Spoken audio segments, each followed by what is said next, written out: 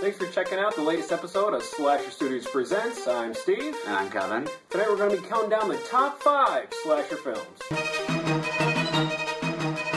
And number 5 on our list, the masterpiece from 1980 that changed the world of slasher cinema, the immortal Friday the 13th. The plot is simple. A group of camp counselors reopen the doomed Crystal Lake Camp, in which a group of teenagers, actually 2 in particular, were killed many years earlier. Turns out the killer's not dead yet, though, and what do you know it? The counselors start getting killed one by one yet again. Friday the 13th is brilliant in its simplicity, and it is just a fun slasher film from beginning to end, with some wonderful special effects work by Tom Savini, a great leading heroine played by Adrienne King, and for those of you who don't know the movie well enough, well, you had 30 years to check it out. Actually, yeah, over 30 years to check it out, so I don't feel bad for you. But Mrs. Voorhees, Jason's mother, is the killer, and she's played in a wonderful, over-the-top performance by the one, the only Betsy Palmer. If you haven't checked out Friday the 13th, and if you're a horror fan and you're watching this, I'd be shocked. But either way, you're in for a treat, and this is a movie that you should watch at least once a year. You gotta watch it every Friday the 13th and every Halloween. It's a classic of the genre, and it's a lot of fun from beginning to end. It's undeniable the impact it has made, so that is why we put this one on the list. 3 words: Sandy the waitress. She's the best. Number 4 on our top 5 slasher list, the 1981 forgotten classic, The Burning, produced by the Weinstein brothers, who went on to make the immortal Scream, actually produce it. But The Burning is an absolute classic. You have the character of Cropsey. When a prank goes wrong and Cropsey becomes horribly disfigured, 5 years later, he returns to the camp to get his revenge. Wonderful special effects work by Tom Savini highlight this hidden gem that really should be more well known outside of the horror industry. The movie is brilliant from beginning to end, with some lush cinematography and, like we said, some great gore effects from Tom Savini. What's wonderful about this movie can be summarized in just a 1.5-minute sequence that happens late in the film, and that's the raft.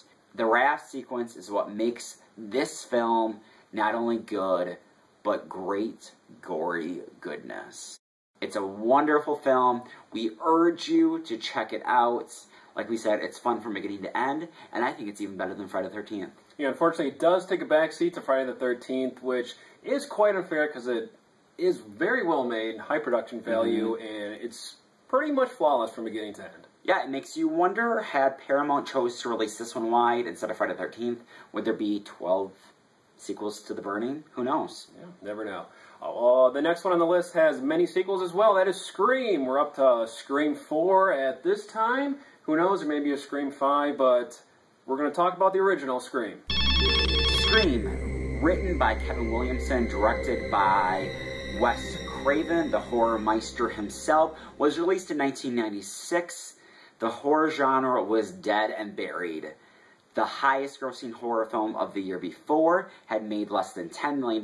Most of the other ones went direct to video. Scream started a whole new genre of the self-aware horror movie.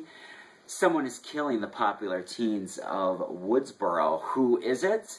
We're left with a wonderful final girl played by the underrated Neve Campbell. After a gruesome opening sequence, a nice little cameo by Drew Barrymore. Everything about this movie is great. It's one of the first self-aware horror movies.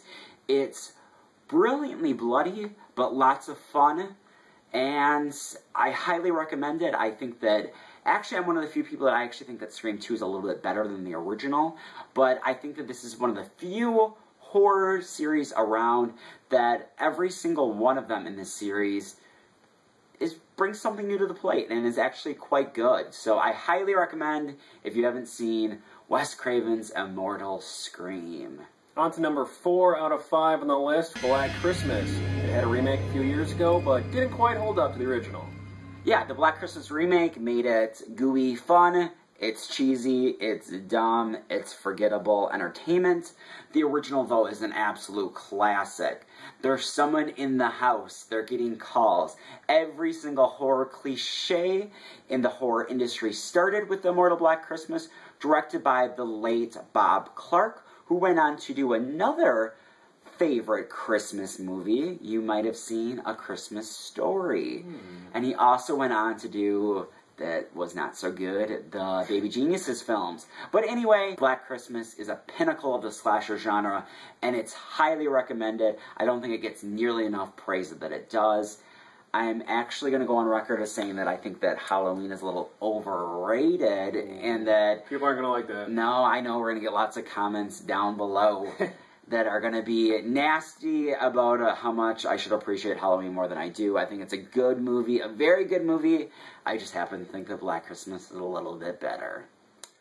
The last film, but certainly not least, we go back to a movie directed by the one and only Wes Craven. That is the original Nightmare on Elm Street. You have Robert Englund, who plays a flawless Freddy Krueger. And I think even more than Robert Englund as Freddy Krueger, you have a wonderful, wonderful leading lady, Nancy, played by the extremely talented and incredibly underrated Heather Langenkamp. She delivers in this film one of the best performances of the slasher genre. I think that she is really one of the first final girls that fight back. She is the kind of heroine that we need in the horror industry today.